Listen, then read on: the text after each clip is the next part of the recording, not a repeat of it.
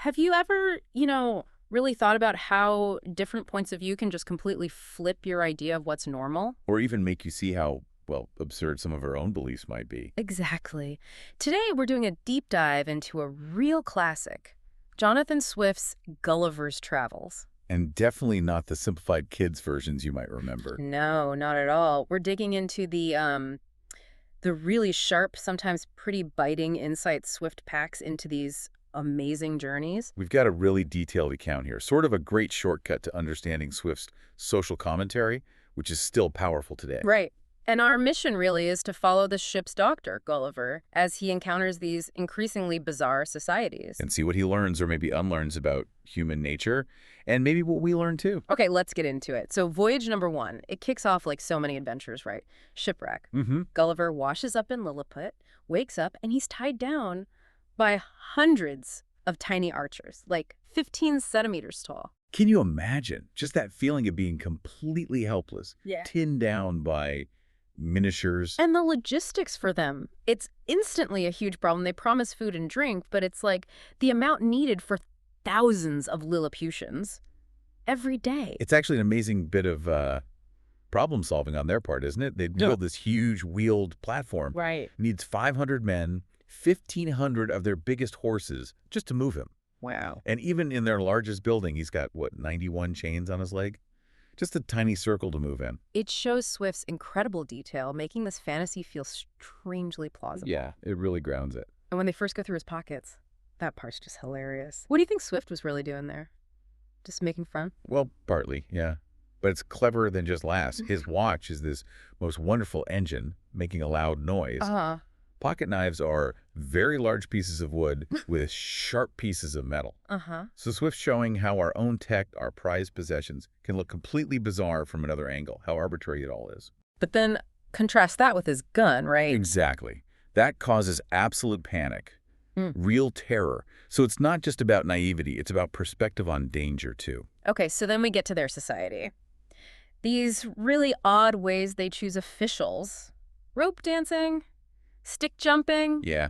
The highest jumper or the one who crawls under the stick the longest gets the top jobs. And people sometimes die doing it. It's Swift absolutely hammering the point about how ridiculous political appointments can be, Totally. favoring showmanship or just dumb luck over actual ability. Makes you think about our own systems, doesn't it? It really does. But then their justice system has some, well, surprisingly enlightened bits. It does. They're tough on crime, sure, but false accusers, they're killed immediately. No messing around. And this bit is amazing. They actually reward good character.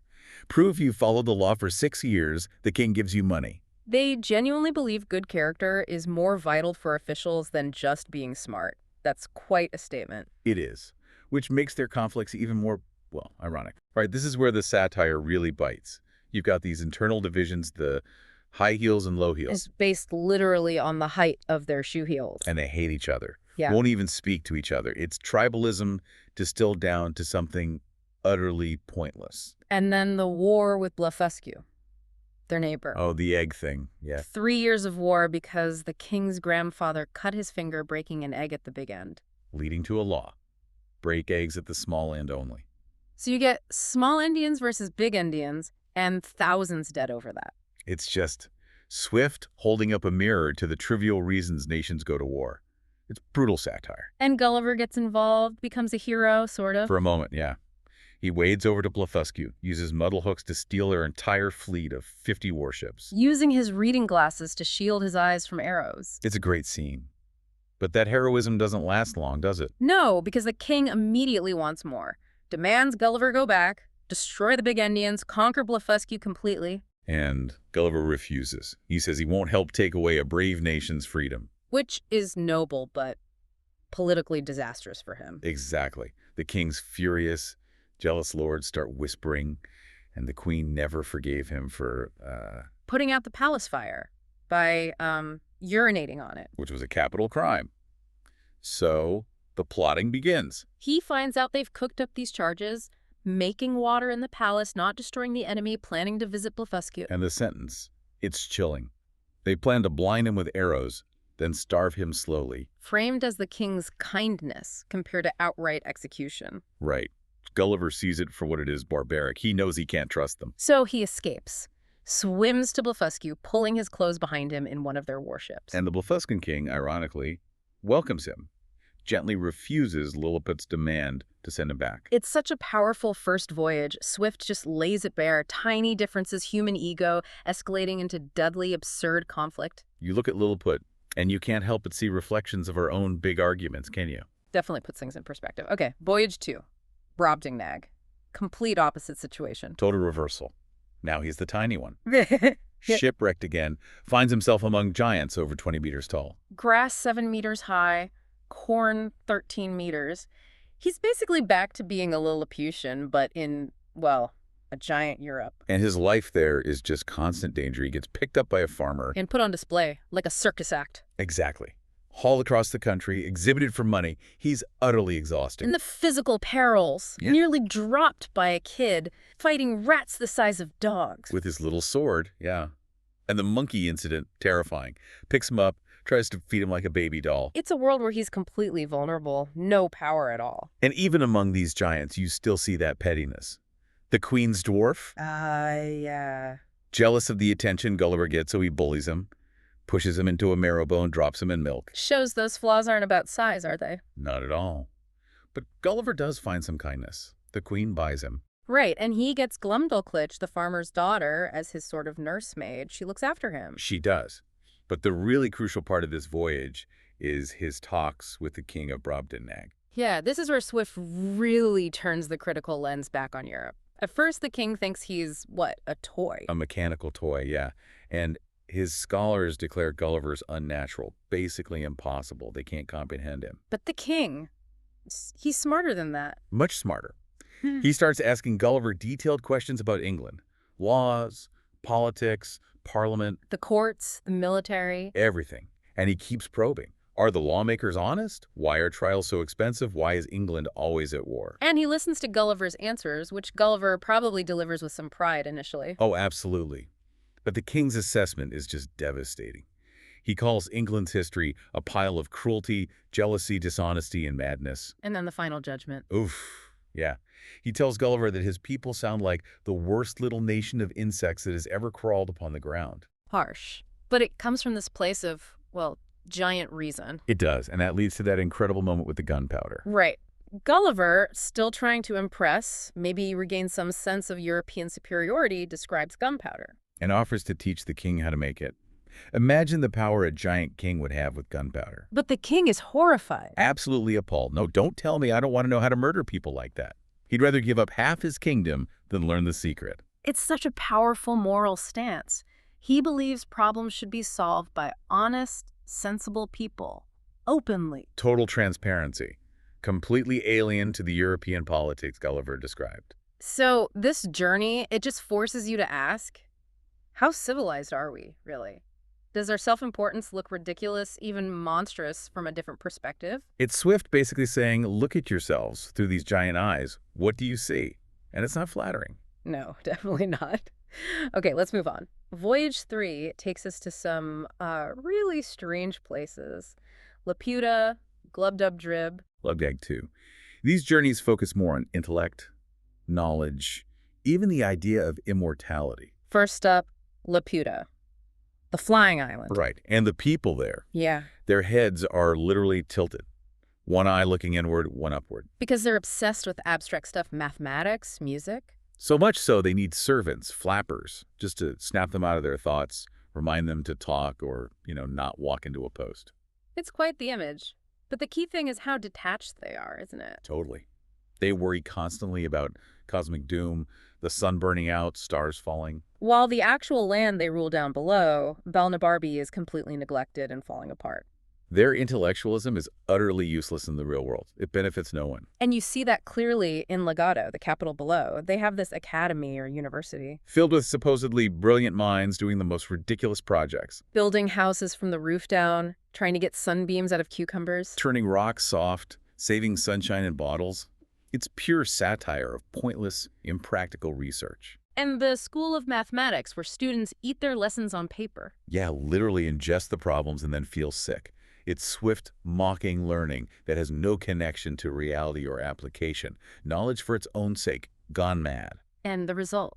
Barbie itself is miserable. Bad houses, fields that won't grow anything. A direct consequence of being ruled by detached, impractical thinkers. Okay, then Glubdubdrib, the island of magicians. This one's fascinating. The president can summon ghosts of anyone dead. For 24 hours, and they have to tell the truth. Imagine that power. Gulliver uses it to question history. He asks Alexander the Great how he died. Not poisoned, just drank too much, got a fever. Right. Undercuts the dramatic myths. And Julius Caesar talks about Brutus. Not as a traitor, but as a brave, good man. His friend, who did what he thought was right for Rome. It completely challenges the standard historical narrative. Yeah. Swift saying, hey, maybe the history books aren't telling the whole story. Or even the true story. It makes you question how much of history is just spin. Exactly. It's about the unreliability of narratives we take for granted. And finally, in this leg, Lugnag and the Struldbrugs. Ah, the immortals. Yeah. People born with a spot over their eye, destined to live forever. Gulliver's first reaction is, wow, this must be amazing. He imagines they're super wise, knowledgeable, guiding humanity. A kind of intellectual, immortal elite, leading everyone to a better future. His utopian dream But for reality is horrific. His friend bursts that bubble completely. After about 80 years, Struldbrugs get sick, miserable, lose their memories, teeth, hair. They're legally declared dead. Their kids inherit everything. And they often end up begging, just desperate to die, but they can't. Immortality is a curse. So these voyages, taken together, they really hammer home that pure intellect, abstract knowledge, even eternal life. None of it guarantees happiness or progress if it's disconnected from, well, reality and humanity. Right. If it lacks wisdom, compassion, practical application. Yeah. It's empty or even torturous. Swift makes you ask, what really constitutes a valuable life? It's a deep question. Okay, last voyage. The country of the Houyhnhnms. This one hits differently. It's the most profound and probably the most disturbing. Gulliver finds himself among intelligent, rational horses, the Houyhnhnms. And their servants, their beasts of burden, are these savage, human-like creatures. The Yahoos. It's the ultimate inversion. Horses are rational beings. Humans or human-like creatures are the animals. And the Houyhnhnm society is presented as, well, almost perfect in its way. Guided only by reason and truth. They literally don't have a word for lie. Everything's shared. No crime, no war, no disease even. It's logic and virtue personified. Maybe a bit cold, but rational. And Gulliver is utterly captivated. He learns their language, tries to act like them, walking like a horse, neighing. He falls completely in love with their way of life, wants to stay forever. He wants to become a Houyhnhnm, essentially shedding his humanity. But the horror for him comes from the Yahoos. They're disgusting to him. Filthy, greedy, violent, driven by the lowest instincts. And the worst part, they look like him. They look human. It forces him to see humanity reflected in these creatures, and he's repulsed by his own species. His Houyhnhnm master can't even grasp human concepts like money, using shiny stones when everything should be shared based on need. It makes no sense to pure reason. And then Gulliver makes the mistake of trying to explain European society, especially war. Yeah, he describes almost proudly at first why humans fight. Wanting more land, disagreements over trivial things like uniform colors. Or just because one side thinks the other is weak, or vice versa. He explains a soldier is basically a Yahoo paid to kill other Yahoos who've never done him any harm. The Houyhnhnm master is just deeply saddened. He thinks Gulliver must be lying because such irrational violence is incomprehensible. He's especially horrified by the description of gunpowder. How can reason create something purely for mass destruction? It solidifies the Houyhnhnm view that Yahoos, and by extension humans, as Gulliver represents them, are fundamentally flawed, perhaps beyond redemption. And this completely breaks Gulliver. His pride in being human, in being English, is just shattered. He finds Yahoos repulsive. The way they look, the way they smell. And he projects that onto all humans, even his own family later. So the Houyhnhnms, gently but firmly, decide he can't stay. He's too much Yahoo to be a Houyhnhnm, but too rational, too different to live with the Yahoos. He doesn't belong anywhere. He's exiled from his utopia. And when he finally gets home, he can't stand the sight or smell of his wife and children. He sees them as Yahoos. Tells them to keep away, buys horses to talk to instead. Even 5 years later, the source says, he keeps his distance. He's utterly convinced. Humans are all Yahoos, and Yahoos they will remain. Wow.